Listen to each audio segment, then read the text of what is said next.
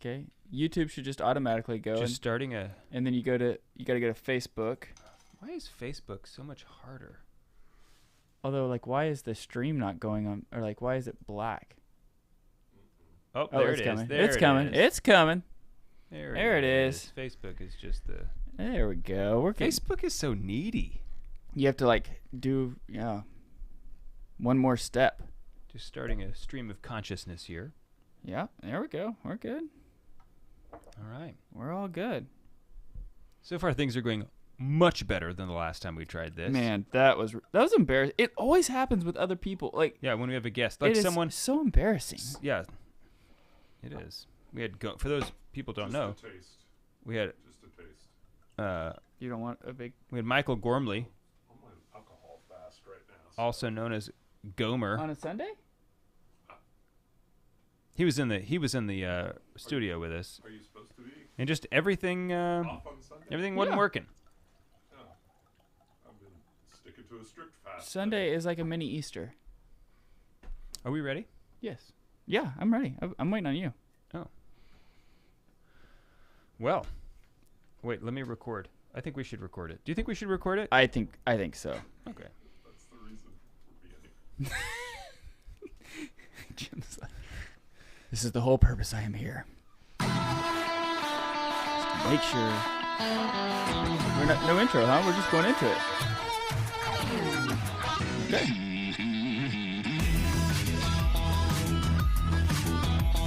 Yeah. What's That's up? fine. What's up with that? Oh, I thought I was about to go. No, it cannot be.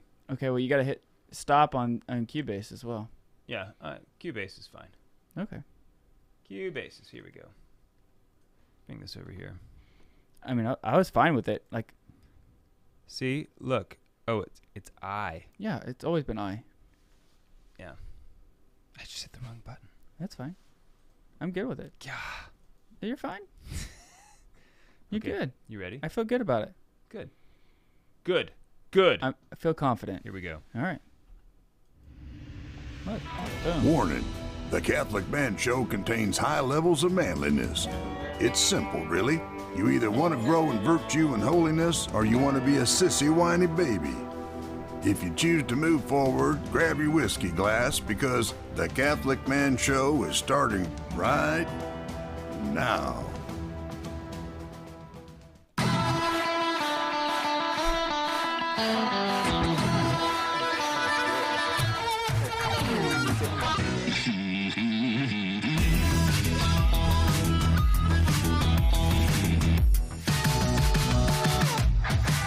I'd like to dedicate this episode.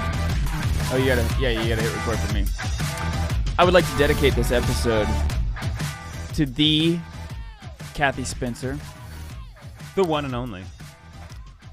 Kathy and Jim. It's their wedding anniversary. 40 years. Some say she could. Some said. Some said there's no way she could handle They that. said, "I'll bet they never make it." But just look at them. But look at them now. Look at them. They're still together. They're still together. Still going strong. Still going strong. Happy anniversary, You're Kathy still and the Jim. one. You're still the one I want. If you're in your car by yourself and that song comes on, do you jam it? Do you You do. I know you Probably. do. Yeah, I don't know. I do Like- for sure. Now, if there's- What is that? What song is that? Like Shania Twain or yeah, something weird like that. I don't know. But No, yeah, this show has gotten off to a weird start. if you're by yourself, obviously you're gonna sing that song, right? I guess. If there's But, hey- anybody in the car with you, But cheers to Kathy and Jim to Kathy on the their- anniversary, of the their 40th wedding anniversary of their wedding. of their life together, Yes. to their children To their and to their children's children. And to the children's children. May they all rejoice in heaven someday together. Cheers. Cheers. This evening we're drinking Willet, a rye whiskey, straight rye whiskey. Wow. It's delicious. That's amazing, especially for how strong it is. It is very, very good. It's a rare release. It is a family estate bottled small batch rye whiskey aged in hand-selected white oak barrels for 4 years, hand bottled at cask strength, 53.7% ABV.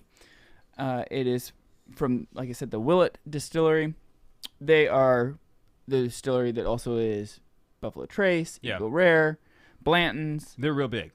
Yeah, but the Willett family had a long history of making whiskey. In fact, we had Stag. We had Stag Jr. not too long ago. Yeah. And Willett, the Willett family, and the Stag family were one of the first ones to start making whiskey around here in America. If I was a whiskey maker, Mm-hmm. I would put rare release on every bottle. Just as a marketing ploy, I don't know. I would just do it. just like all of ours. But is- for being a proof of 107.4 proof, yeah, it just goes down so nice. yeah, the nose has a banana bread smell to it. Banana bread. It's very nice. See, I don't get the banana bread because in my house we put chocolate chips in the banana bread, and which gives the banana bread. Jim's looking at me like I'm crazy. Jim, you don't put chocolate chips in your banana bread? Okay. The ending is a like cinnamon, like the Red Hots Yeah. Oh yeah. candy. That's what it tastes like at the end. A nice long finish. Very strong, That's like good. super delicious. Yeah. Oh wow. Very, very, very good. It is expensive. It's an expensive bottle. Also, it's About $90. okay. So it's a little bit up there. But it at least delivers. It is nice. This is this Also, is fantastic. I also really dig the crest. Like, well played, Yeah. Willett. Like the bottle looks really nice. the family crest looks really nice. I like rye. It's not my preference. Mm-hmm. Even though you gave me 3 choices and I picked this one today. Mm-hmm. But man, this is fantastic. Mm-hmm. I just gotta say. But Jim, when my wife and I got married, she made banana bread, and it didn't have chocolate chips in it. And I had to this is the first time I think I ever wielded my authority as head of the household. I pulled her aside in charity, but firmly. Okay, I want to emphasize how firm I was on this. And I said, Pamela, in this house, we put chocolate chips in our banana bread. Okay? And since that day, every single loaf or whatever you call banana bread loaf, Yeah, I think so. maybe a bunt, I don't know. No, not a bunt. I don't know what it is. Whatever it is, It's a loaf. Okay, a loaf. Every single one has had chocolate chips in it. And it's been glorious. Backfired recently, like the second day of Exodus 90. She made a bunch of banana bread, or maybe it wasn't the second day, but it was like real, like right off the bat. And I looked at it and went, You're just like, why? Because you could eat banana bread. But if it's got chocolate chips in it, it's a different story. You know what I mean? I do. Otherwise, you could have it for breakfast. Like you could have, Yeah. You know what? yeah. I like to toast my banana bread. That's nice. Put it in the With toaster a little butter. because it crisps. It's got like high sugar with Right. all the banana or whatever. It crisps nice, but it's still like real fall aparty. Then throw a little butter on it. Exactly. That's exactly what I do. Yeah. Fantastic. We're talking about anger tonight, and wrath. Yes. I also just want to give you kudos where it's due. Oh. Because I got angry with you the other day that you had not bought a baby bottle yet for Susanna, Oh yes. and I felt like it was just. but it was just anger. It was not sinful. No. It was not It sinful. wasn't anger. wrath. It was not wrath. It was not sinful anger. Because we're going to talk about the difference between anger and wrath. That's right. But that was not the case. But you know what? You rectified the situation. Situation, yeah. So what did you get again? Ardbeg something? It was an Ardbeg. It was it's like a 20-year-old. I forget what it's called. It says it's the smokiest bottle that has ever come out of their distillery. That just makes me excited. I know. I'm really excited. Okay. Also, It's got like something about moon or outer space or something. Elon Musk, something like that. Yeah. I'll look it up because I took a picture of it. I'll look it up at the end of the segment. Dave, we also need to talk about your camera on your phone or on your house and what you captured. Oh yes. So, this guy comes up to the door. I have a security system, Simply Safe. Been very happy with it. Simply Safe is not a sponsor of the Catholic Man Show, But should be. but I would be happy for them to be. Yes. Because I really like my Simply Safe. Get an alert, someone's at your front door. And so I pull up the camera, and it's this dude holding like a package, it had a book. It was a package with a book. So it's not a box, but like an envelope. And he's reading it, and he's got this confused look on his face, and he goes, "The Catholic Man Show? Huh." And then my wife came to the door, but He's like, we just got a listener. it was just so funny. He just was like, "The Catholic Man Show?" We just got a new listener. Right, yeah. So, also, if you're listening this week, which is what is today? Today is the 5th, March 5th. We're going to be in Phoenix, Yes. St. Philip Neri Festival, and so there's still tickets available. So if you go to CatholicComedy.com, you can get your tickets. Use Catholic Man Show as a promo code. I know I said this before, but great URL, CatholicComedy.com. Yeah. Like, that's great. We're bringing our recording equipment. We're going to do some recordings out there. Mm-hmm. We'll probably send some of them over to Patreon first. We also have some really good I need to send interviews. I need to send those to you still. Yeah, so I think what we're going to do is we're going to send put them on Patreon first. Okay. And so we had interviews with John Leonetti, great guy from Iowa Catholic Radio. He's a speaker, author. I think John needs to move Stud. to Tulsa. Yeah, he'd fit in really well. Yeah. And he could still do Iowa Catholic Radio from Sure. Tulsa. That'd be no problem. Right. And then we also had the president of Franciscan University, Father Dave Father Dave. I don't remember his last name. Pavalka, something like that. Yeah. Um, It's ballpark. which was pretty awesome. And then we had an interview with Father Mary Michael Fox from the Dominican Order in Nashville. And that was really fun. She's spunky. I liked her. She did. She was spunky. Mhm. She was pretty funny. So anyway, we're gonna have those out, and we'll get some interviews coming from the St. Philip Neri conference, and then we're also going to Massachusetts in the end of this month. Yes. So that'll be awesome as well. I think Bear Wozniak's gonna be there, if I remember correctly. Nice. Father Chris. Oh, who's the Divine Mercy priest over there? The same order as Father Calloway, Alter, or something Father like that. Calloway. He was just here in Tulsa. Huh? Alar.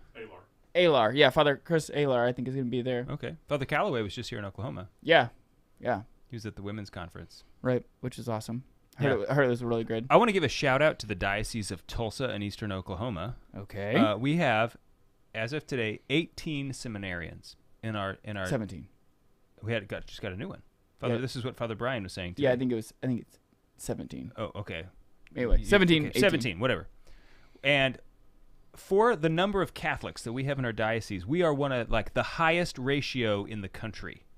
I don't know if we're the highest, but we are one of the absolute highest of number of seminarians In Tulsa. per capita. Right. I mean, we have roughly 60 to 65,000 Catholics in Eastern Oklahoma. Okay, that's not a lot. No. And we're pulling in, 17, 18 seminarians out of that. That's more than a lot of cities that have over 1 million Right. Catholics. I mean, the whole country of Ireland a few years ago only had one. Right, which is just devastating. Yeah. Just breaks my heart. Me too. But yeah, so that's a testament to Father Michael Pratt, who's the is. vocation director, who's also moving to Rome. Yes, I know. He's going to be the vice rector of, I'm happy for him. I know, You know. of the North American College, because he's doing such a great job. He's going to start doing it for North American College. Yeah, for greater church and stuff.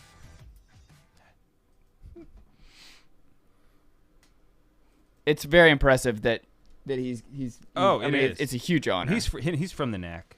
right. So I mean, he'll do great. yeah, he is. It's at he's least gonna do it's at great. least a 3-year assignment, possibly up to 5 years. So he might be back. Oh, he'll be back. It's not a Oh, forever okay. assignment. Well, forever assignments start off as not forever assignments. Right? Yeah. That's exactly. It's how they supposed to start not off. be, at least.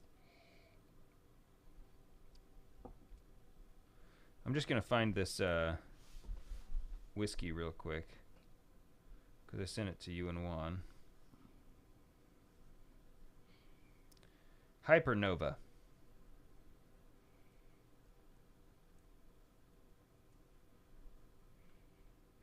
That's what it's called. Hypernova. Oh, the Ardbeg?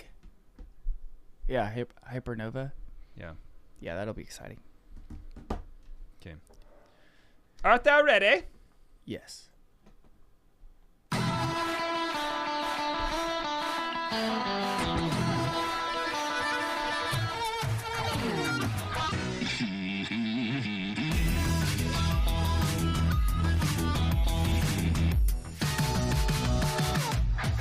Welcome back to the Catholic Man Show. I'm David Niles.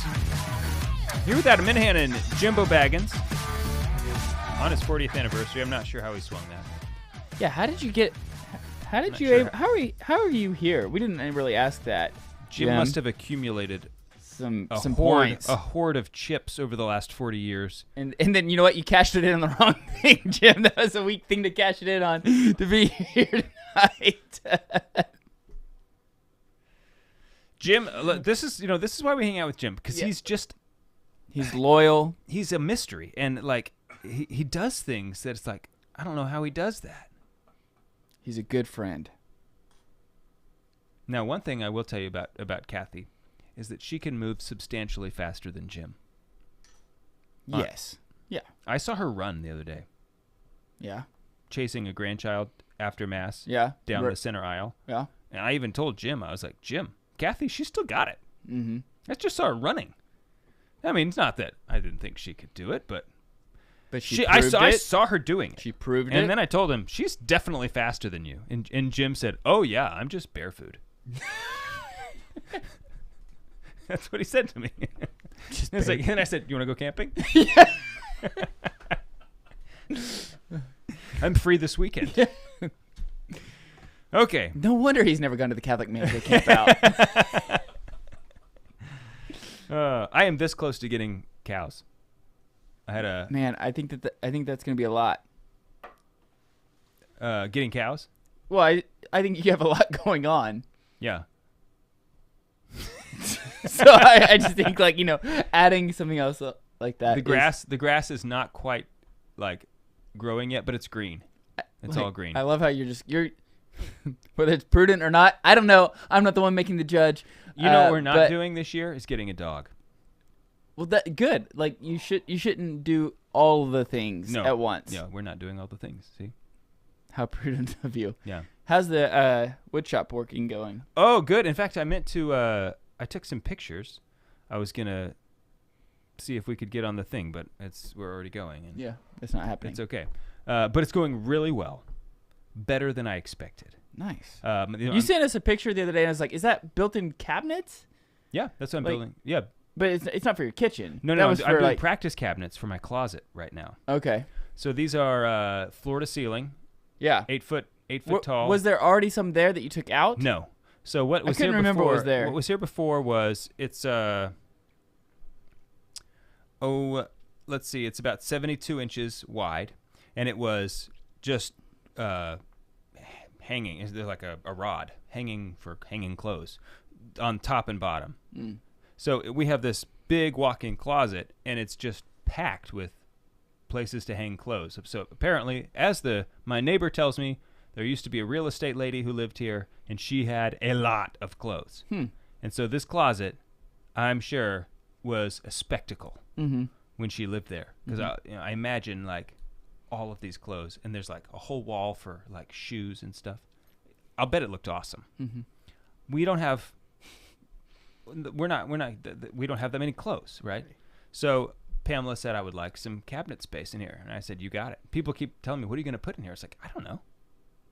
Look, she just said she wanted cabinets. It's like, don't ask me what's going in there. Yeah. I'm not the one who wanted cabinets. I'm just doing it. So these are my practice cabinets, Okay. and I'm building them with all the same materials and in the same way that I will be building the cabinets in the kitchen. Okay. And it has been fruitful. I've already made, like, my first box made some mistakes, not significant mistakes, just things like when I was drilling the holes for where the shelves are going to be. I just did that in a way that's like, and the next two boxes I made because it's three 8-foot boxes next to each other, all that fit perfectly into this space. It's like, oh, I'm not going to do it that way. And it just looks more professional with the other two. So, there's Nice. just been things like that have definitely been helpful. And I'm really glad that I did this. Good. So the boxes now are installed. Okay. So now I need to put on the face trim. I need to go get some more oak because I originally was thinking I was just going to do one door, but it's a 23 and a half inch box. Dude, you don't have to give me the play-by-play on it. And so I'm going to do 2 doors on each one. Okay. Okay, so I need to get more oak. I was just asking you how things were going. I didn't need the Sorry. dimensions. Well, of, I'm pretty deep into it yeah, right now. I Okay. can tell. It's like, okay, man. You know what? I'm sorry. Shouldn't have. I'm going to be more specific on asking the question. definitely That was need to on be me. more- That was on me. That was on me. But it's going well. Yeah, actually, Good. it's like when I got all the boxes installed, I was like, man, it's like they are flush, baby. I'll tell you that. Good. Went fishing today with the boys. Catch anything? Yeah, we caught some fish. Leo really wanted to fish, which was fun. He's only 3, but we were out there just hot dogs on a hook, catching perch left and right. And to him, it's like I just want him catching things. I don't care about the size. I don't care. Yeah, a 3-year-old didn't care. Right. And so that was a whole lot of fun. A 9-year-old does. 9-year-old cares. So Luke is about to go into a series of bass fishing tournaments this spring. And so he's been practicing quite a bit. He's trying to get me to hire him over at the Niles Ranch. So he said something like, "Can I come over and help you on the ranch?" And I was like, "Sure." He's like, "And you could pay me?" Like, oh. I told him, like, "Well, Luke, you're going to have to work real hard for me to pay you." He's like, "Okay, I'll do it." Yeah. And I was like, "What do you need money for?" And he said, "Well, for gas." I was like, "For gas? You're 9 years old. What do you mean?" He's like, "Well, I gotta help pay the gas money for the bass fishing tournament that I'm in." Yeah. It's like, okay, I gotcha. Yeah, so one of the things we told him was like, if you're gonna be in this bass fishing tournament, my cousin has a bass boat, a really nice bass boat. Yeah. He's a young guy, and so I said, like, part of the thing that you have to contribute is gas money. Yeah. For Bo, my cousin, and he's like, okay, and he's been saving and saving and saving, and How does he get money? well, he gets money from Doing extra stuff? no, well, not from us. We don't give him money. That I know of, that I'm aware of. But he gets his main source of income is serving mass at weddings and funerals. Oh, okay. Like he gets $20 every Yeah, time. $20. Yeah. And so, just the other week he had 4 masses. He did? Yeah. In Well, one week? Yeah, he's a homeschool kid, so he's like Right, he's available. He's he's on the short Right. list, and so Yeah, and just like 2 miles away. right. So he made $80. I guess 3 miles away. But so, $80 that week, and it's like, wow. dang. Yeah. And he loves it because he serves mass, and they're like, and then they ask me to go back there and eat with them, and so I get to eat. Right. So You know what, Dad? At weddings, they have cake. Yeah. Funerals, not as much cake. Yeah. I hope there's cake at my funeral. But he's he's doing excess 90, so he's not eating sweets Oh, that's right. Yeah, and I was going to mention. Well, he's going to get $100 if he keeps if he keeps it you know, up. if he holds strong. And at this he point, has. I feel like he's too deep in to give up. Yeah, he has made up his mind. So the thing is, the caveat. So Luke, who's 9, is doing excess 90 with us, but I had him pick only 4 things Yeah, because it was doable. It's prudent, and then on Sundays he's able to relax all of the So disciplines. he can take a hot shower on Sunday. So he can take a hot shower on Sundays. Yeah. But that's about it. I'm not sure if taking. It's like I kind of think if you take a hot shower, I haven't actually done it, but it might like. Make you not want to Yes, exactly. It's sort of like a long weekend. It's so hard to go back to work after a Right. long weekend. Yeah. You know what's funny is everybody talks about the cold showers with excess 90, and then you get to relax one of them. Nobody is relaxing. Then. Nobody relaxes the Well, cold showers. not nobody that I know anyway. I mean, there's just and So speaking of this, at the Okay. dinner table the other day, Bernadette decided she's doing Exodus 90, and so she wasn't going to have sweets this particular day. Exodus 30 something now. Right? Yeah, whatever it is. What did you... I'm gonna do Exodus 12. Yeah. Maybe Exodus 7. So she said, and I said, "Oh, are you gonna take a cold shower tonight?" And she goes, "Yeah." And I thought she was just kidding. Mm-hmm. So I went up there with her, and turned the water on cold, and I was like, "There you go, hop in." And she did it. She jumped in there and was like, "Ah!" And like the thing about my daughter Bernadette is that she's a frail little thing. Okay, like she's like 30 pounds soaking wet. but she kind of went like, "Ah!" But like I was so proud of her. She stayed in and like, washed, rinsed off, and like got it done. It was like, man, Bernadette, all right, way to go. I was really impressed. Nice. Yeah. Did we mention also that I have a new son? Have we talked about this? Yeah. Okay, good. I couldn't remember. Well, we did. We mentioned it when we were with Mike. Oh yeah, with Gomer. Okay, yeah. So yeah, John Dominic, he's here.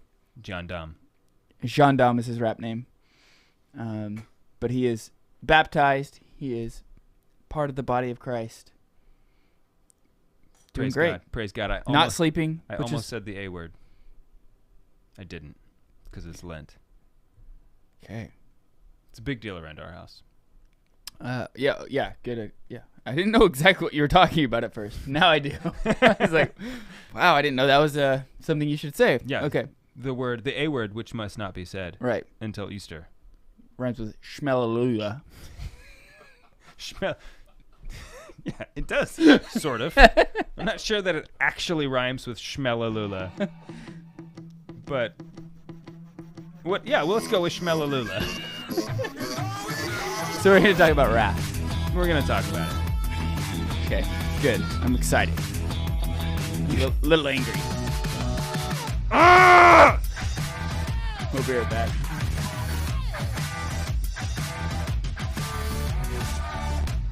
You know what we should do is we should play the Angry Lent. I was going to bring that up. Don't say anything about it. I'm going to bring it up. I'm going to bring it up on the show. Another little taste. Just when I went, "Argh!" It reminded me of it. Also, I keep meaning to like talk to you like- about the Lent, talk to Exodus guys about this, but the Lent for Men just sounds like a hair product. What you need to do is email back the guy and be like, hey, man, I was just joking about some of these. I got no response. Yeah. These are just for fun, okay? Sure, we played a couple of them on the show, but All right, let's keep rolling. doesn't lentformen.com sound like you're going to get like hair growth supplements or something? Head and Shoulders, Lent for Men. You know what? I was thinking about this the other day. One of the funniest things I think I've ever heard you say is back when we lived together and we were at the grocery store. we're in the aisle, like over by the pharmacy, and you're just over there staring at the shampoo, and you said, "I wish I could afford Head and Shoulders." I can't even say it without laughing. You were so Dude, serious. I was so broke. You were so serious too. I was so broke. I wish I could afford Head and Shoulders. I had to get like some thinking, cheap shampoo. What are you talking? Like, who even cares about Head and Shoulders? Like,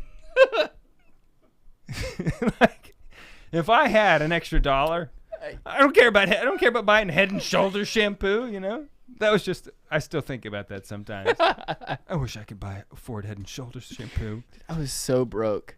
That's crushingly poor right there. Crushingly poor. I was. I Although I was able to afford a 30-pack of Miller Right. of Well, obviously. High Life. I mean, you got to breathe. Right. Ridiculous. Wish I could go back in time and give you $3 just at that moment. Be like, hey, don't worry, we're still friends in the future.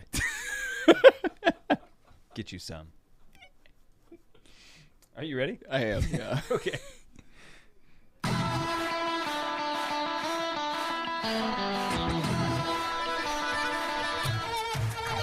Welcome back to the Catholic Man Show. Okay, so here's the deal. As you guys know, Exodus 90 is a sponsor of the Catholic Man Show. We are a big fan of Exodus 90. Exodus90.com/TCMS. We've had Deacon Michael Halbrook on the show, who In is fact, the COO. If you guys wouldn't mind going to that website, go to Exodus90.com/TCMS and then just click on several things. Spend about 5 minutes just click on a lot of links, because that'll actually reflect really well for our show. So anyway, they ask us.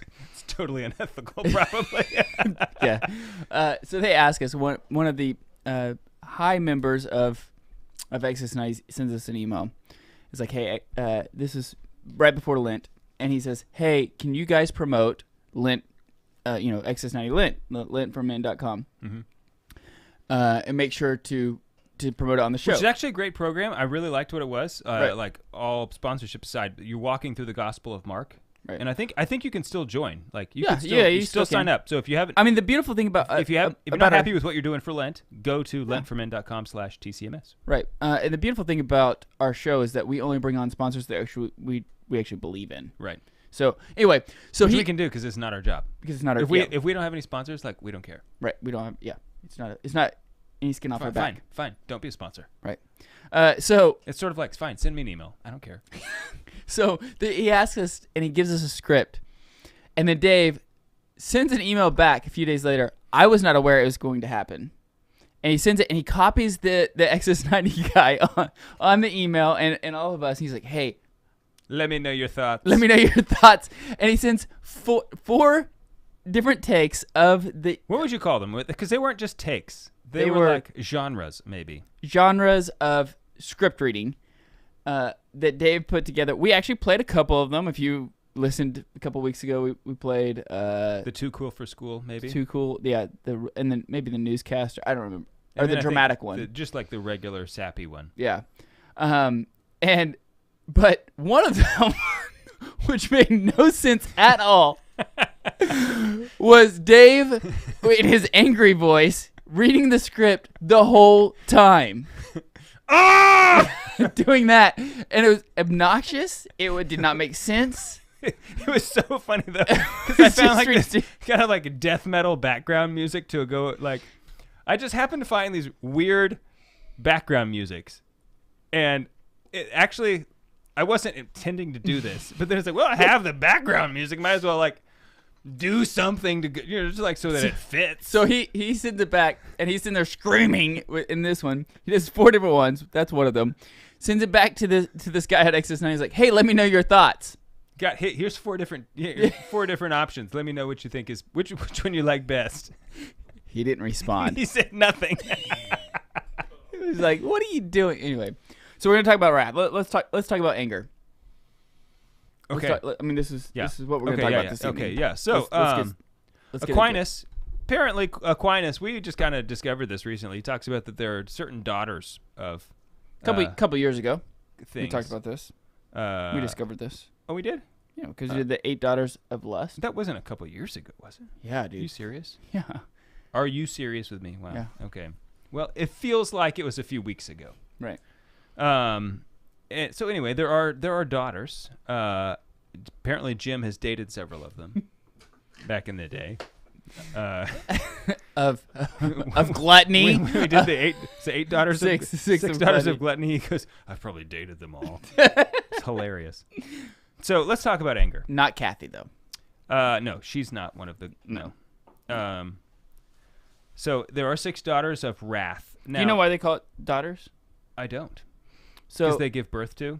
So their capital sins, capital meaning like the head, like Right. capita, and so Yeah, capitas. capitas, and so so they give birth to others. So it's the same idea of there's sub virtues, right? So there's cardinal virtues and there's sub virtues of of the cardinal Right. virtues. It's the same thing going the other way with vices, right? Is that there are head vices that if you fall into those, They will cause you to most likely develop these other vices. problems as well. Right. Because virtue begets virtue, vice begets vice. Okay, so now when even the translation of the Summa I have, when you go to this, and I forgot to write down what article it is. 49. Are you serious? You Yeah. just happen to know that. Yeah. Well Of done. the second part of the second part. That is impressive. I am impressed right now. It just says anger. It doesn't say wrath in my translation.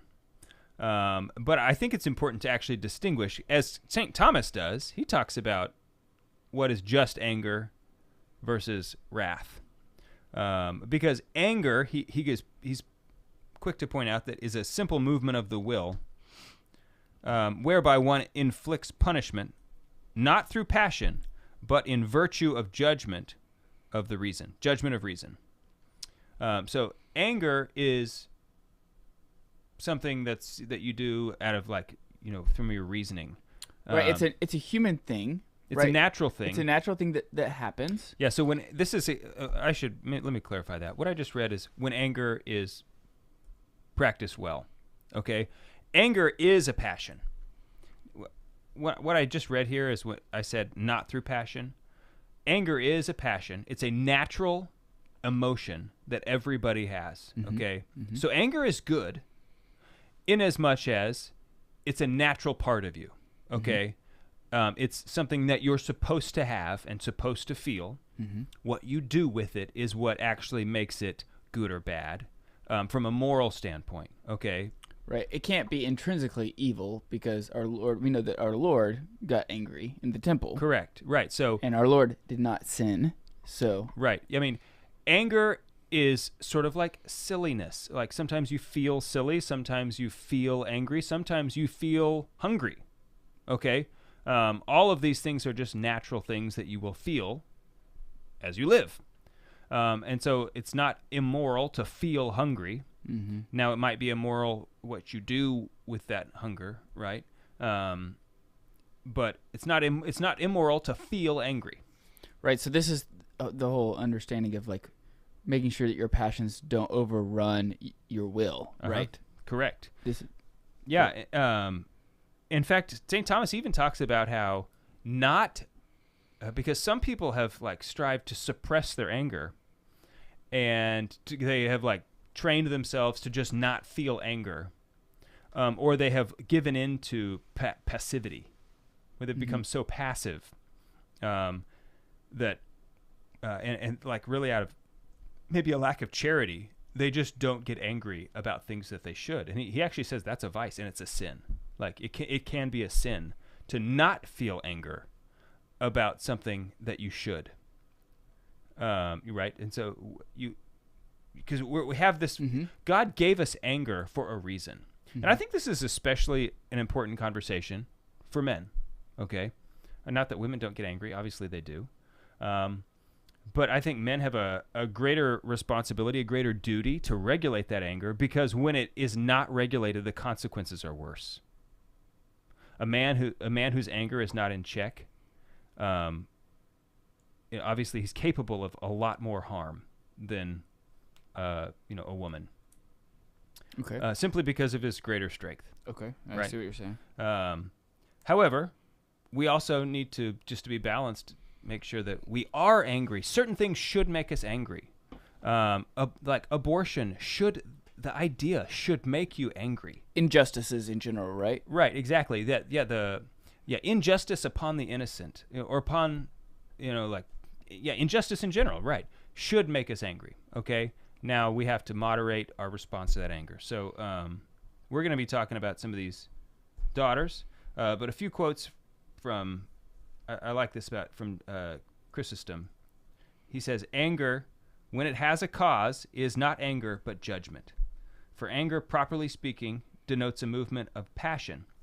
When a man is angry with reason, his anger is no longer from passion but from judgment. And then Aquinas says, if one is angry in accordance with right reason, one's anger is deserving of praise. I think that sums it up pretty well.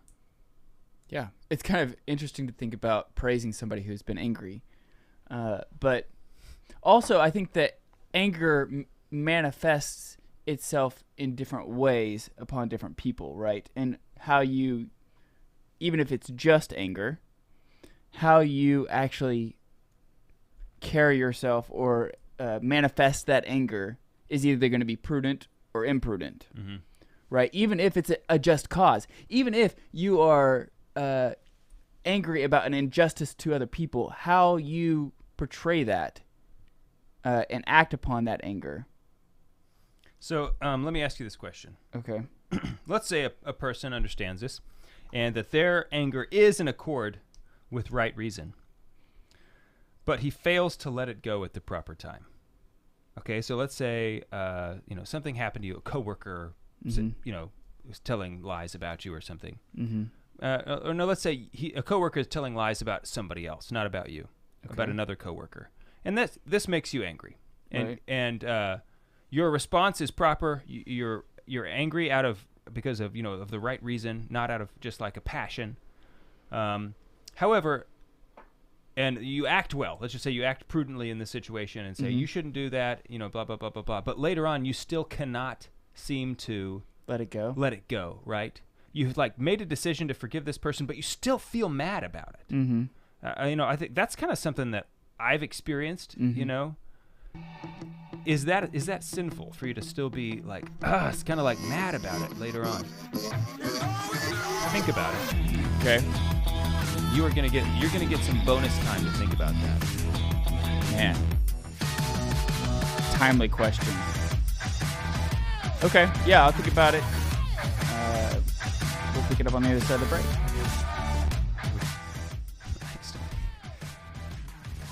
It's all right. Yeah, whatever I said was fine. Right in the We'll middle pick of up. the sentence. Are y'all hearing the computer? Huh? Are y'all hearing the computer fan? No. A little bit, but it's okay. I mean, I think I hear it, but not in the. I don't think I hear it in the headphones.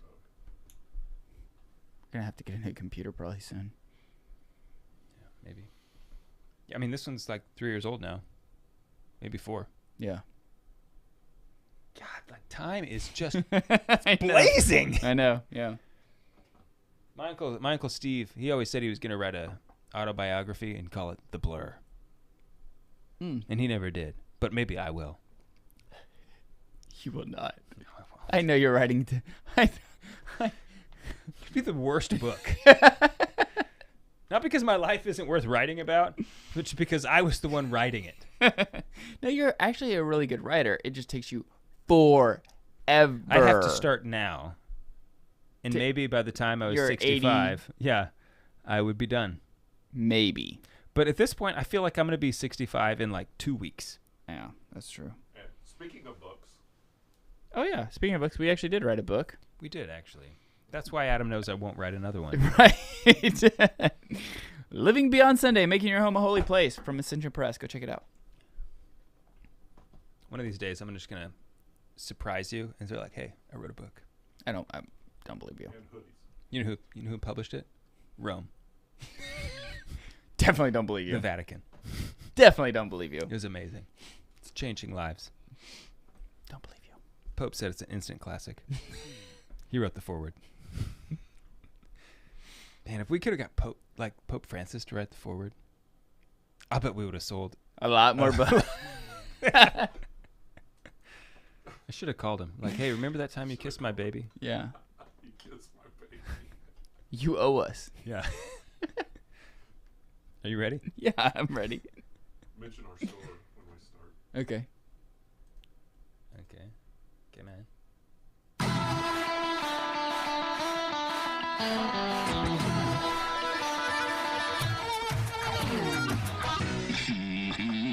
Welcome back to the Catholic Man Show. We're talking about anger. Jim wanted us to mention the store. TheCatholicManShow.com/store. We have stuff. Like we this actually- hat. We have cool stuff. Almost everything I wear is Catholic Man Show stuff. And Glencairn glasses with We have also Great. some beer glasses. great gift. If you're looking for a gift for your husband. If it's still hoodies. cold. We have hoodies. We have beanies. Yeah. We have all sorts of stuff. All kinds of things Go check it out. that you will love. Okay, so And maybe when it comes to your door, the delivery driver will Like, say, "The Catholic Man Show." Huh. All right, Okay, so this is this is something I think throw, people throw this question back at people me. get hung up about. Okay, so something happened. You handled it well. Your response, it made you angry, justly so. And like you made this intellectual decision, like, all right, I handled it. The guy was he said he was sorry, and I forgive him, but it's still like, just it's like making you mad that I can't believe he would do that. You know, like, and I think some people are going to be, you know, that's going to bother their conscience. That. So, what is this? How does this land on the, you know, like, is it a sin to like still be having these feelings? So, I think that anytime that you have thoughts that make you lose your peace is not a good thing. Yeah. Anytime that you have thoughts that make you think about other people in a uncharitable way is not a good thing. I would say that having an event like that you handled well and you did it the best you could, live rent free in your head, is not a good thing. I would say that I don't know if it lands on the side like all the way to like sinful. I guess it depends on how much you probably stew or like let that overcome you. Yeah. But I don't know. What does Aquinas say? No, this is just a discussion. This is just like a question that I came up with. So, and I was thinking about this because I think this is a kind of a common thing, right? Where like something happens and it just keeps bothering you later, right? Even after the situation has been handled. And I think part of my like thoughts on this are that it comes back to anger is an emotion that you're going to experience, okay? And if you are, it's like I have chosen to forgive this person, and I'm going to act that, you know.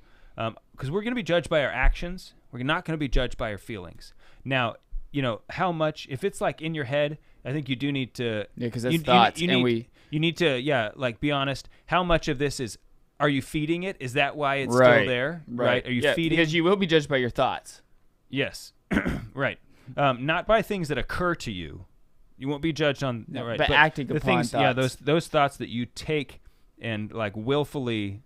You know, like anything you do with your will, that's really what you'll be judged on. So if just this anger is like just kind of bothering you, but you are actively choosing and like trying to move on, then maybe it's just, you know, like maybe you need to go for a walk, you know, like change your scenery just to help move on. One thing I love doing is calling upon our Blessed Mother and ask her for the gift of the grace of forgetfulness. And she's wonderful at this. She's the Queen of Peace. She's, the seat of wisdom. And so she will help you in getting that thought out of your head if it's not a great idea. Good thought. I use that prayer act all the time because I'm a guy who will stew over things that happen and dissect it to the 10th degree, you know, and like, well, why did you do this? Well, I don't know. Maybe it's because I upset him. And then like, well, how could I have upset him? And the more you think about it, like the worse it seems to be. Like, right, than what it really is. Yeah, I was mad. But now that I think about it, it was even worse than I realized at first. And now it's a greater offense in my mind, you know? Right. Yeah. And so it's just not helpful. It's not good to have that kind of stuff live rent-free in your head. Yeah. And so ask our Blessed Mother, who is the Queen of Peace, for the grace of forgetfulness on certain topics, and so she comes through. The 6 daughters of wrath. Yes, they are indignation, okay, swelling of the mind, clamor, blasphemy, contumely, which is a word. Contumely, which basically just means saying mean things about somebody, and quarrels. Okay. I knew quarrels was going to be on there. Yeah. So, okay. So wait, what's the first one? The first one was indignation. Indignation. So is that like upset about the act itself, like the act that? You're right. Yeah, you're indignant about somebody. So Aquinas breaks down anger into three parts. Okay. Thoughts, words, and deeds. That makes total sense. Yep. Like, oh wow, 3 parts. That sounds a lot. And it's like thoughts, words, and deeds. It's like, well, duh, of course, I could have told you that. Right. Yeah. It's like, all right. I thought it was gonna be something like, more complicated. Thoughts, words, deeds. So he says 2 vices with regard to thought. 2 vices come from thoughts. Okay. 1 on the part of the person with whom a man is angry. So on the other person, like, hey, you did this to me, and I'm indignant at you over it. Okay. So that's indignation. And then 1 on the part of the man himself, insofar as he devises various means of vengeance, and with such like thoughts fills his mind. That's the swelling of the mind. Okay, so swelling of the mind here is different from pride. Because at first, he actually answers this as he replies to this objection about, well, swelling the mind is not a daughter of lust because it's just synonymous with pride. He says, no, it's not taken as identical with pride. For a certain effort or daring attempt to take vengeance, that's swelling of the pride. Because maybe I wrote this down. Swelling of the mind involves a certain effort or daring attempt to take vengeance, and daring is a vice opposed to fortitude. So Okay, so it's not the same as pride. Indignation, I think, is against like the act. It's against the person, the other person. I thought that's what swelling of the mind was. No, swelling of the mind is where you're like trying to think of like all these ways where I'm going to get back at him, So indignation is you're just like, like I thought, okay. sort of like hatred towards this guy, Oh, like I thought you said. Didn't you just say that it was about the act? When it comes to indignation, you're indignant on the act. I said on the part of the person with whom a man is angry. Oh, So we're talking about thoughts right now. We haven't made it to deeds. right. So, just like Okay. the thought, it just makes you indignant at that guy, and all of a sudden you're like, you've lost Okay. charity for I him. just thought for some reason it was more about the act. Like I'm upset with the act itself. It's an Well, injustice. the act is what's causing all of this. There's something that has happened to you. It's caused displeasure. Right, but there's a distinction to be made on I'm upset with the act, No, and no, I'm no. upset with the person. No, right. You're upset with the person. That's Okay. the indignation. I did not. Okay, Correct. Good. So swelling of the mind is something that happens inside you, like it's oriented. You're thinking now about like, how am I to get this guy back? Okay, so vengeance, like Right. Yeah. retribution, But it's more than vengeance, because vengeance is a virtue. mm-hmm. So this and would- it's also mine. right, exactly, says the Lord. So those are the two that involve thought: indignation and swelling of the mind. When it comes to words, there's also it's a twofold disorder arises from words of anger. When a man manifests his anger in the form of disordered speech, as the man who says "raka" to his brother, like Jesus says in the Bible, that is clamor. So clamor is disorderly and confused speech. So if you're like saying angry words, like when you let your anger rise to the point where it's controlling the things you're saying, Mm-hmm. I think everybody knows and has seen people say dumb things when they're mad, Mm-hmm. and somebody will intervene like, hey, why don't we take a break, cool down, and then we'll discuss this further, just because this is one of the vices that happens when you let Okay, so angry yeah, words I mean, you can see happen. this happen all the time when people get angry, right? Where the passion overcomes the will, and they start getting completely angry, and they're saying just illogical things, Right. and you realize like you don't believe this. You're just so mad right now. You can't even think. You can't even think like, clearly. that's the dumbest thing. Like that's not even logical. Right. Yeah. Right. You're just angry. and sometimes you just say weird things because you're just angry. Right. Yeah, and that's like are embarrassing. So then also the second one. So that's clamor. It's just disorderly. Thoughts. Right. Thoughts and words. Then when a man breaks out into injurious words, there's two. It says if these be against God, it's blasphemy.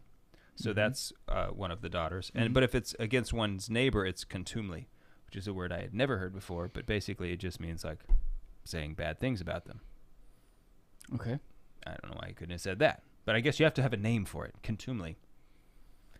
So that's one of them. And then deeds are disordered anger gives rise to quarrels, by which we are to understand all manner of injuries inflicted on one's neighbor. So I mean, I think that's it's like you start fighting with each other, or you actually take action. Maybe you're not like fist fighting, but you take action in some way. So this is like where the swelling of the mind is, I think, often directly linked here with deeds. Because if you're sitting here pondering And letting it like, stew. all these ways for me to get vengeance, well, you might actually do some of them, Mm-hmm. right? Slash their tires, or do Yeah. whatever, some crazy thing that has occurred to you that you feel like they deserve. Yeah, I think that we can all. Yeah, I think we can all relate to the times where we've had internal debates about something with somebody that we disagree with, to the point of like it almost loses your peace. Like you get angry, and not a just anger, but a unjust. Like it gets to the point where it becomes sinful because your fists are gripping. Your knuckles are white. Right. You end up your peace is lost so much that you're like you get short with your wife or your children or something else, and it has nothing to do with them.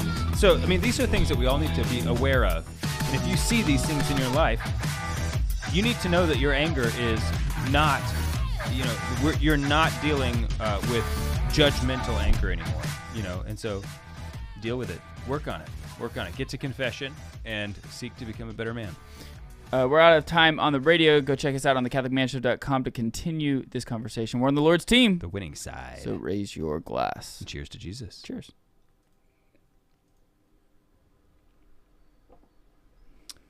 All right. So another interesting thing is that Thomas answers a whole other question, like in a different part of the Summa. On the question, the whole question is whether strife is a daughter of anger, and he doesn't bring it up in this particular article. So it's its own question, and his answer is kind of like yes and no. He seems to be calling strife. It seems to be synonymous with quarrels. So he says that strife is when you take action against someone, like whether it's actually a fist fight or maybe you would a lawyer who's debating another lawyer. Two business competing businessmen. One might take legal action against another one to prevent them from opening a new store. You know what I mean? It's like that would be where you're physically taking action against another person out of anger. And so his answer to me was not very clear whether or not this is another daughter of lust. I finally decided no, it isn't. He's just talking about strife in a more specific way, but it's really just quarrels. Okay.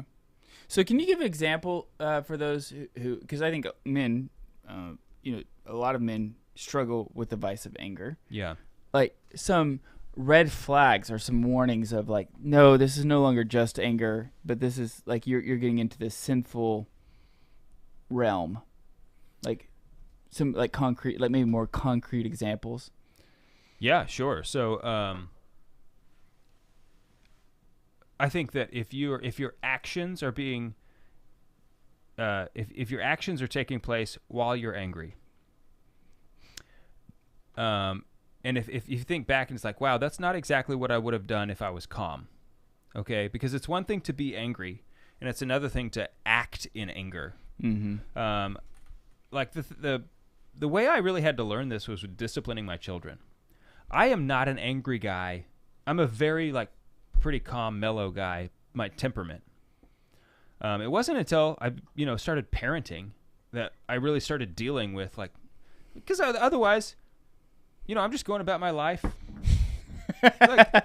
I'm a nice guy. Like people don't want to like I'm just hanging out, man. If you're mad about it, then that's your problem, man. Yeah, it's like I'm a nice guy. Like people aren't doing mean things to me. It's like I would go a long time without even having a reason to be angry. Like everything seemed pretty cool until I started having kids, and then they start disobeying or being crazy and screaming or whatever. Mm-hmm.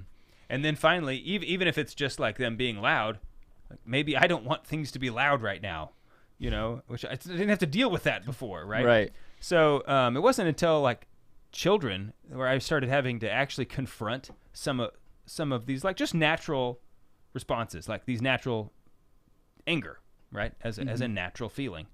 And I think this is something every parent goes through, where they learn when they're disciplining, if you're going to spank your kids, don't do it when you're mad. Mm-hmm. Even for me, something don't discipline your kids in general if you're mad. Right. Yeah. Never do that. So if I am going to give one of the kids a spanking, we'll go into a different room. Right. Yeah. 'Cause Never in public. Oh no, I mean just at the house. You know, Right, if we're in the house, so I don't do it in public. Right. Because first Right. of all, it makes everybody uncomfortable. Right. Right. Well, and you don't want to. and the cops might show up at your Well, and the house. goal of that is not to humiliate the Right. No, child. Right. Right. But I'm saying, like, even when I had one kid, there's nobody else here, you know. But walking into the other room, it just gives you a second. It gives me a second to, you know, I'm not mad. I'm not like angry with, you know. It's like now I can just kind of calmly say, well, you broke the rule. These are the consequences, you know. And so now I'm disciplining rationally, not passionately. That's that's the big thing. That's it, right? Because once again, I'm a man, and if I'm spanking my kids in anger, I mean, it's like you might really regret the way you spank them later on. Whereas if I'm doing it out of reason, it's a totally different me. It's a totally different dad, and I want them to have the dad who is loving, firm, and you know, reasonable, not the tyrant, willful, passionate dad. So, in my own life, when you're asking for like concrete examples, like those are the things that come to mind, because I'm just not an angry person in general. I have known angry people in my life who, you know, I obviously they're walking around with they're carrying a burden that I'm not carrying, right? And that's a real struggle for a lot of people. For the people who have that, and you just have to learn to deal with it. Our Cubase just went out. Yeah, no, I agree. Also, we're not recording even on. We're still live, so that's good. All right. So anyway, so what do you think the virtues should be to work on? Wait, Temperance. No, don't stop that. it wasn't recording. Yeah, it was. The virtues to work on, I think, are temperance and patience. Humility. It depends on what's making you mad. I think different people have different triggers, right? Right. So anger arises from a displeasure. And Thomas Aquinas says that the people who are giving into the passion of anger are doing so because they ultimately arrive pleasure. They're receiving pleasure from the anger, whether it's from a sense of vengeance, like, oh, I'm, disordered vengeance, where it's like I'm getting retribution back on you, but ultimately that they're receiving a displeasure from what is probably ordered. It's like something made you mad. Probably it's right for you to be mad about it. Now, that might not be the case. That might not be true in all cases. But probably the thing that made you mad, should have made you mad. And you received displeasure from this injustice. Okay, the thing is that you now have you're now seeking pleasure in response in a disordered way in order to, make up for it. Yeah. And so depends on what it is, what your trigger is, for a lot of people, I think, alcohol probably has makes a huge difference on their passion of anger. Sure. Yeah. And so if that's you just got to be honest with yourself about whether or not you can have alcohol in your life, because if the answer is no, then that's the answer. It's awesome to get to heaven and not have alcohol throughout your life. Right. Yeah. Heaven is way, way better. Right. And also just like being a good person for your children and for your wife, for your brothers and sisters and parents and everybody. Yeah, I think also I read somewhere, I can't remember where, but I've read at one point in time, if you struggle with anger, a virtue to cultivate is meekness. Oh, yeah. So meekness is, kind of like strength under control. That's not the official definition, but that's kind of like the definition that I like, because it's very easy for me to comprehend. It's very easy for me to put into practice and see practically what that looks like. Uh-huh.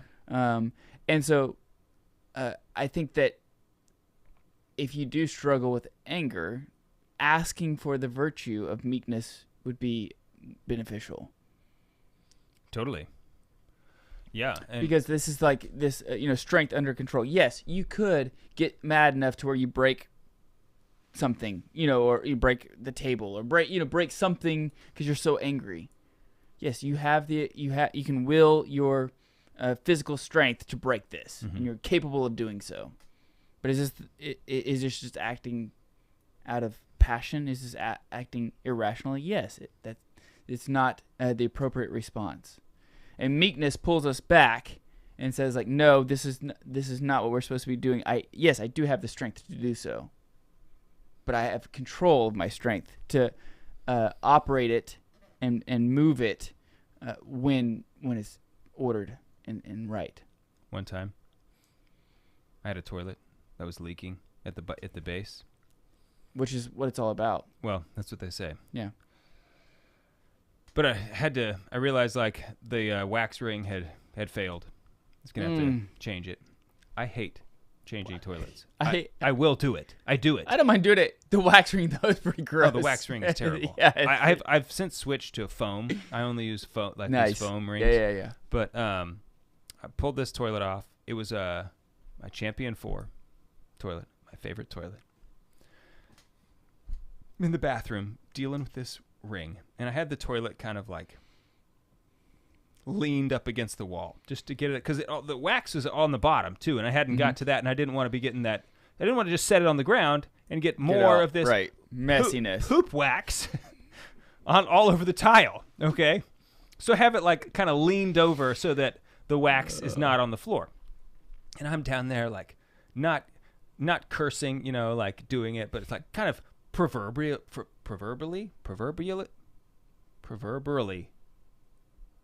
You know what I mean. Anyway, I'm down there like wishing I was cursing, like about to lose your salvation over this toilet. Cleaning this, just like I hate doing this. And I stand up and I kind of bump the toilet, and it slides and falls over, and the tank just cracks big time. And I was already so mad about the job I'm doing and like just having to do it at all. And I had this moment where I actually said, yes, do it. I was going to pick up the toilet and Hulk smash it on the ground just because it just broke, right? And I actually went I think I even started making the noise about like, I was just going to smash this. And I'll tell you, it would have felt good. Oh, until one of those shards of porcelain went right into you, cut your I would have artery, liked it. I would have liked it. And you had to go to the hospital for stitches. Right.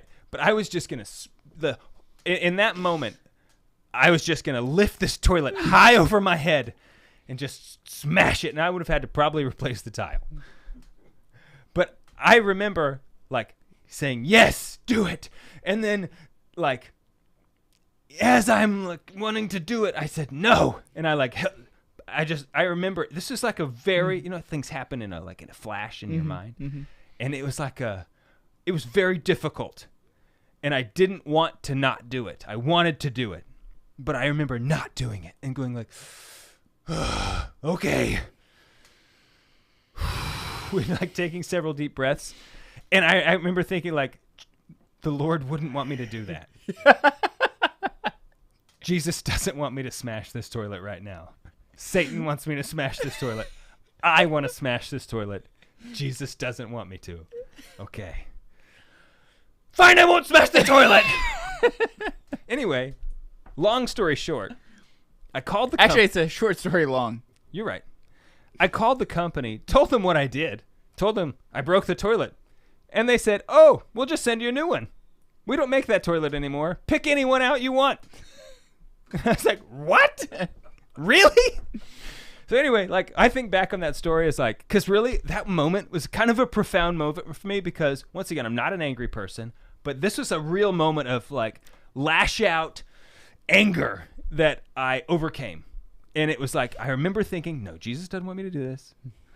And I want to do it. I want to do it. Fine, Jesus, I won't do it. But I need a beer. Yeah. Not a good reason to drink a beer. No. But anyway, I got rewarded in the end with a Champion Pro. And if you get on the internet and you look up the difference between a Champion 4 and a Champion Pro, Champion 4, I don't know if we've ever made it as a man gear, would be like fantastic. I love Champion 4 toilets. For me, Champion 4 or bust. If I buy a toilet now, it's obviously going to be a Champion. I think you're the same way. You have a Champion 4 downstairs. I have 3. Okay, so you are. I have I mean, 3. it's like once you use one, Right. obviously it's the best toilet. Anyway, Champion Pro, though, it's a nice toilet, all right? Anyway, that's my anger story. And anger in toilets. Okay.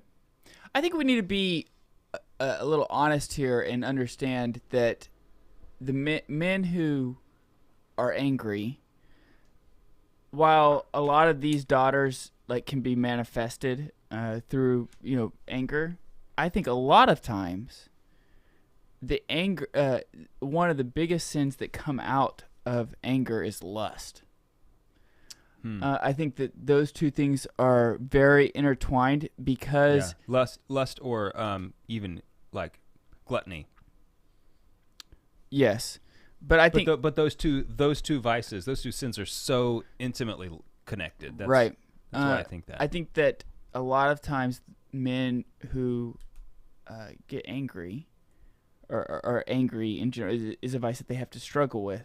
Need to be aware that there are triggers with either gluttony or lust, and anger is one of those, and because anger can give you pleasure, right? And so if you act upon it unjustly, then that's a disordered pleasure.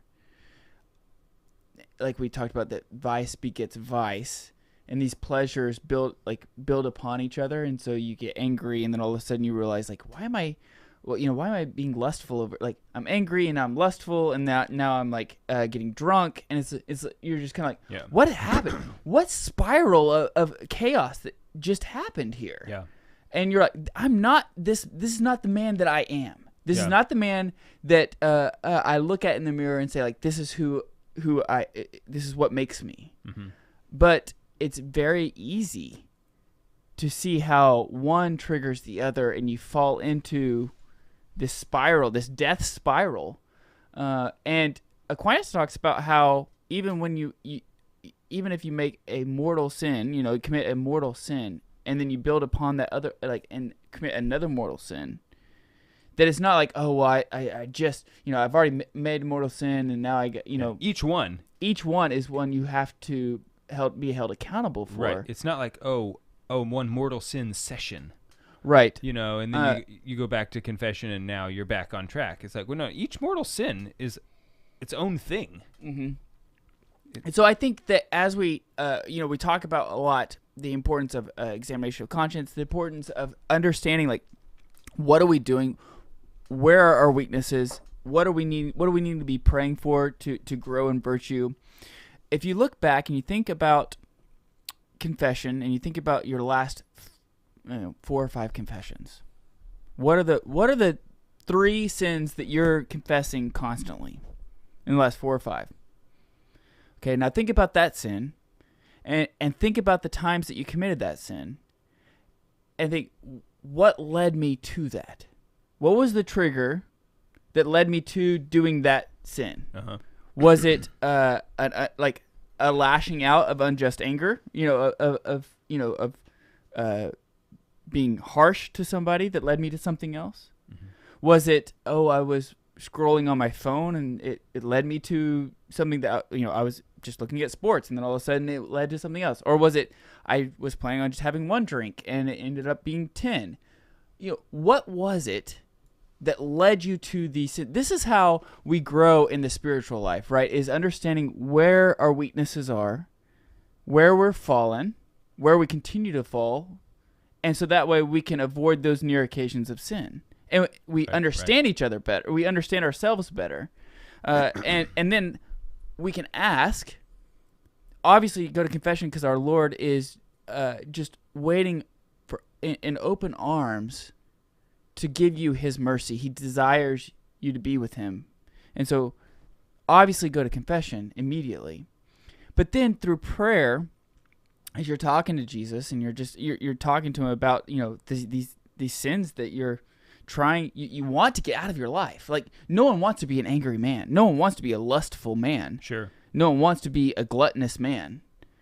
As you're talking to Jesus about these things, and you realize, okay, yeah, Jesus, like, I was not intending on drinking 10 times, but I did. Ask him for the virtue, to give you the virtue of temperance. Mm-hmm. As you're angry, ask him to give you the virtue of meekness. As if you're lustful, ask you to give him the virtue of purity, so that exactly what you're striving for. This prayer becomes the end goal, right? Like, this is what I want to do, and like there's a supernatural grace that is going to take place here because the Lord wants this for you anyway. Sure, yeah. And he desires you to ask him for it, and so I think that anger is such a gateway drug, so to speak, for other sins, especially for men. Yeah, because it robs you of that rational thinking. Absolutely. Right off the bat. Right. It's sort of like it's like an intoxication. That's right. In many ways. I also think that it's helpful to if anger is something that is chronic for you, it's habituated vice. Think about the last several times you got angry. What was it that happened? And then think, why did I get angry? What was it that made me angry? It's like, okay, well, maybe that person, I didn't deserve to be treated that way. Okay, yeah, sure. But why'd you get so angry, right? Basically, try to think, what is it you're afraid of? What are you so worried about? What is it that you fear, that you feel like I have to defend myself in this way? It's like, yeah, you didn't deserve to be treated that way. All right, so what? Yeah, and that's harder. I mean, that's easy to be said. It's But easy to say, but now you're thinking about it just in retrospect, and think about what is it that's making, because right. Very likely, I would say in almost 100% of cases, if you're dealing with anger, there's something in you, there's something about you that needs to be healed. You need healing. Mm-hmm. The fantastic news is that Jesus is a healer. He's a healer, right? Like, he's a physician, and we have a faith that's not hollow, and I think that those words can often come across as hollow. It's like, oh, Jesus wants to heal you, as like, okay, whatever, I've heard that before, right? And I still got problems, but I mean that seriously. That if there's something that you need to be healed, Christ wants to do it, okay? And healing is possible, no matter what. You may have gone through the worst thing imaginable, okay? Christ can heal all things, all wounds. And so just think about that. And for me, there have been times in my own prayer life where I've realized I'm afraid of something. And it was causing these kind of issues in my prayer life or in my life. And it wasn't until I finally just came out and thought about it. I didn't even realize that I was maybe avoiding certain topics in prayer, and then when I realized, like, oh, I know why I don't pray about this, is because, well, Jesus, I'm afraid that you're going to ask me to do this, and I don't want to, and I'm afraid of it. That's just the truth. And I remember, just kind of bringing that honest prayer to him, and man, it was amazing. Just how healing that was for me, and all of a sudden, it wasn't an issue in my life anymore. Yeah, and I think this is the beauty of adoration. I don't if you're listening to this right now, and you're thinking like, yeah, how do I don't have this, I don't do this. Like, what should I do? Like, I don't ask Jesus for this. I'm not sure how to get an adoration hour if you can. Because sitting alone for 1 hour with our Lord and just being with him and just being honest with him, these moments of honesty, these moments of yeah, Jesus, I'm really worried you're going to ask me to do this. I don't want to pray for it because I don't want you to really ask me to do this. Yes, exactly. Those moments come in silence. Those moments come in stillness. they come, when you give him the opportunity to talk to you, which happens in adoration. And so, It happens other places too. sure, But adoration is. yeah, it's not exclusive. But I'm just yeah. saying, like, it is. If you want to facilitate these kinds of conversations, go to adoration. Right. And so Because you're there he's right there, in front of you. literally in front of you, and it's quiet, beautiful. You ever think about like what your guardian angel's doing in adoration? No. Dude, I thought about that the other day. I was in adoration, and I was just. What did you decide? I have no idea. I have no idea. But I was just sitting there thinking, like, because I was praying my guardian angel prayer, and You know what? It's a good question. What to say? Like, what do guardian angels even do? Okay, I know what they Right. are, right, yeah, but and it's not like but if you're pure spirit, right. It's not like what saying does like doing look like right, for you? right, you yeah, know? yeah. No, I agree. But I was just sitting there thinking, like, if he, he's present in some way, Uh-huh. he is in front of Jesus. Because when I think about my guardian angel, he's always embodied. You know, Right. it's like, oh yeah, he's like a dude with wings over there, right, and he's obviously shredded. Obviously. obviously, looking like Robert Redford or something Right. like that. Yeah, exactly. I have like Father Mike Schmidt's guardian angel. But I was just thinking about that, like how rejoiceful my guardian angel has to be that I'm in adoration in front of Jesus face to face. Right. Yeah. No, it's like if your guardian angel is with you, and I'm putting that in like Right. air quotes. Right. When you go to adoration, I think for me, my first reaction is that, oh, he must be like having some sort of adoration experience.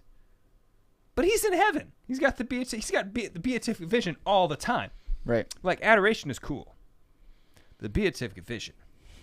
Right. That's where it's at. Right. Okay. Right. Adoration, it's amazing. Right. But it's like, I don't know, because your guardian angel, he's ecstatic for you. Mm-hmm. But I don't think he I'm going to call him he. I don't think he's actually like experiencing anything more, because he's got everything. He's got the beatific vision 24/7. Yeah. When Baby. when you're talking about when you're talking about angels. He's super pumped that you're there. Right. Right? He's making his job a lot lot easier. Oh, good. I can take a nap because he's with Jesus. So anyway, I just think that Do you think they take naps? I'll bet they don't. No, of course they don't. Don't you wish they could? No. No, I guess not, because they have That's the a stupid- beatific vision. Yeah. Maybe you could nap and still have the beatific vision. I just think that it's important. Like my takeaway here tonight is understanding like what anger is, and what can come from anger, so that I know what triggers certain things, and that way I know what to ask for from our Lord to become a holy man. The other side of this coin is when you reflect on your day and you think this side I think doesn't get a lot of attention because it's probably not nearly as, it's not something that is needed as much, but for some men it will be. Should I have been angry at a moment today and I wasn't? Because this is also a problem. Mm-hmm. This overly passive attitude, which I think, the secular world tries to promote in men more today. The neutering of our masculinity. Mm-hmm. And how many huge worldwide calamities. You think about some world wars. Mm-hmm. If there was a man close to Hitler or Stalin who was man enough to stop him in the beginning. Now, I'm not saying like assassinate him, but confront him before things got out of control. Sure. Think about how different the world could be, right? It's somebody who should have been. There are men out there who have the opposite problem, who don't get angry when you should be angry. So maybe think about that too. That's a wild example that could take us down a really long rabbit hole. I'm But just saying, you could have come up with a better one. obviously I'm using extremes here in the example because they prove the point well. Extremes prove the point. So Just think I'm of good. That's something else to think about. The other side of the coin. The good news is the Lord loves you. He wants to be with you. If you sin, He's given us the grace of confession Go to confession all the time. as much as you possibly can and need to.